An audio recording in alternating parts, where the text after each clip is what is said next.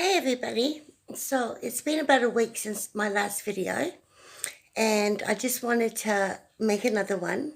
I'm slowly talking about my life. So the last video, we heard that I found out only last year that my parents, adopted parents, don't even know where I was born. So they don't know what hospital. I've asked them my whole life to tell me the truth, and they are just silent. And it's been made pretty clear that, they bought me as a baby. They were told they couldn't adopt a child because they failed the psychological tests, but they got me. I'd really like to one day know where I came from, but they will never speak.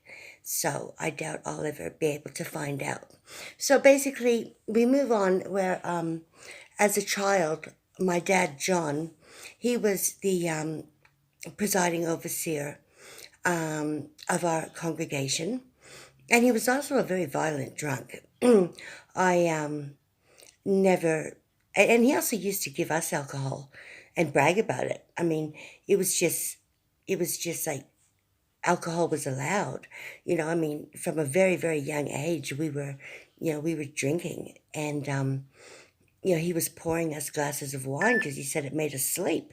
So, even as a baby, he said that he would put whiskey in our baby bottles so that we'd sleep for 12 hours and not disturb them. I mean, really.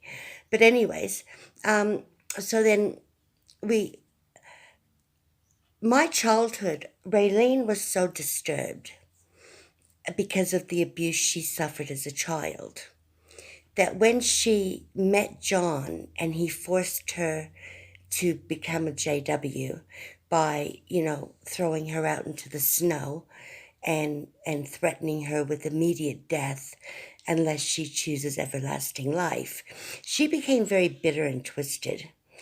And of course, their son, Chris, is actually the second child of a rhesus Rh negative couple. So he was born not quite all there, anyways, which is unfortunate.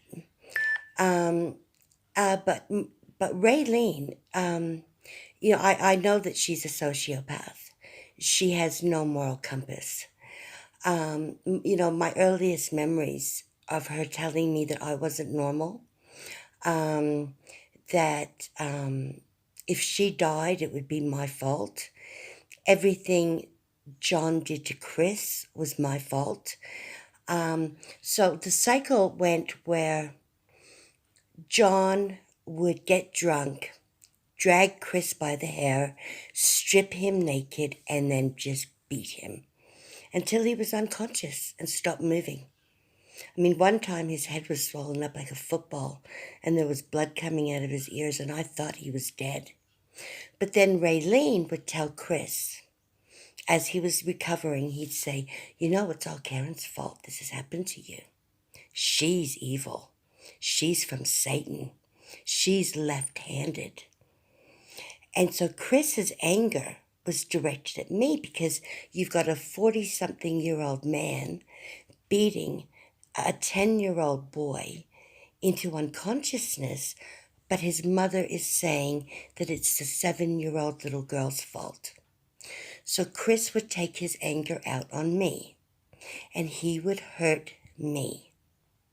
Then Raylene would go to John. John, Chris hurt Karen again. And John would beat Chris. Chris, it's all Karen's fault. She's from Satan. Chris would beat me.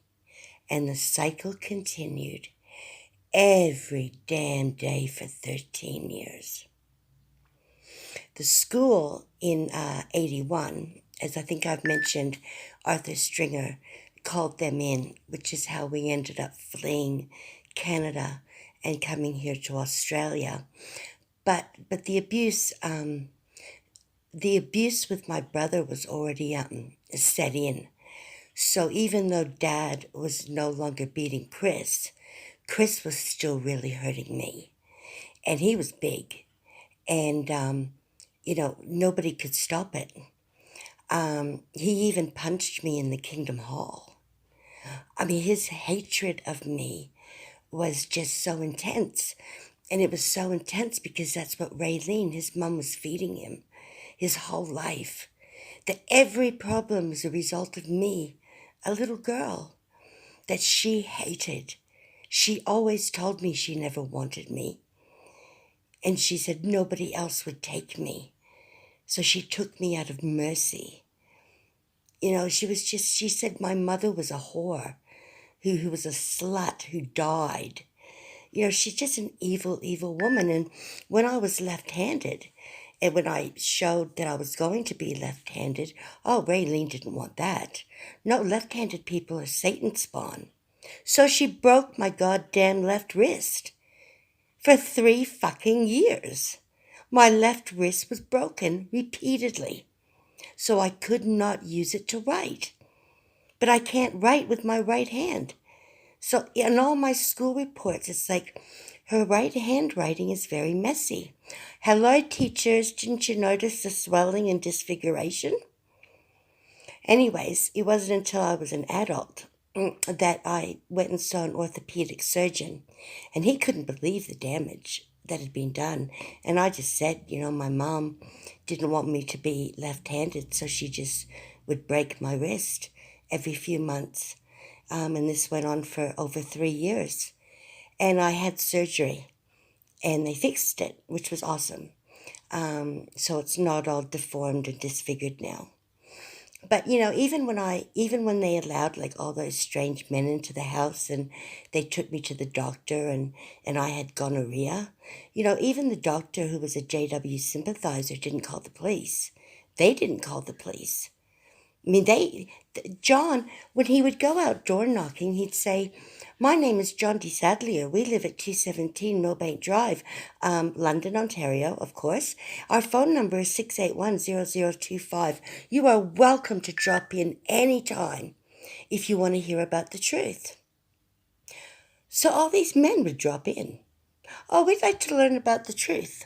Yeah. Except a couple of them excused themselves to go upstairs to use the bathroom and didn't go to the bathroom but came into my bedroom for 5 or 6 minutes. And Dad didn't follow them up the stairs. All he knew was their name was, Bob, Jim, Tim. He didn't know who they were or where they lived or anything. So all they could say to me is, "Well, we know you got hurt, but we're not sure who it was that hurt you. So why not call the police?" Oh no, Revelation 21:2-4, "And God will wipe out every tear from your eyes, and death will be no more. Neither will mourning, nor outcry, nor pain be any more. The former things have passed away." Yeah, I'm 51, and I still have screaming nightmares. It's just, the Jehovah's Witnesses do not protect children. When I reported the abuse to the Bethel, the abuse of John letting strangers into our house, and the gross abuse, the physical, the gross abuse. I was asked, was there anyone else there who witnessed it? I said, well, just the family. And they said, no. When the man came into your room, was there someone else who witnessed him doing that to you? And I said, no. I said, Mom and Dad were downstairs. And they said, well, nothing we can do, leave it in Jehovah's hands. Right. So, right now, I know there's a child being raped right now by a Jehovah's Witness or by someone affiliated with the Jehovah's Witnesses. It's a pedophile's paradise. It is the most vile, disgusting cult. And when you get two very damaged people, like Raylene and John, who are just outright sociopaths, they just fit right in. And everything is, they can do what they want to do and get away with it because they're kept secret. Nothing goes to the police. Elders, everyone knew what was happening inside of our home. Nobody came to help us. The kids, only my grandfather. He tried to sue for custody of us. Didn't work. But, you know, okay, we've gone for 10 minutes now. So I'm going to sign off. And I'll make another video soon and talk about some more of my horrific childhood memories. Thanks for watching, people.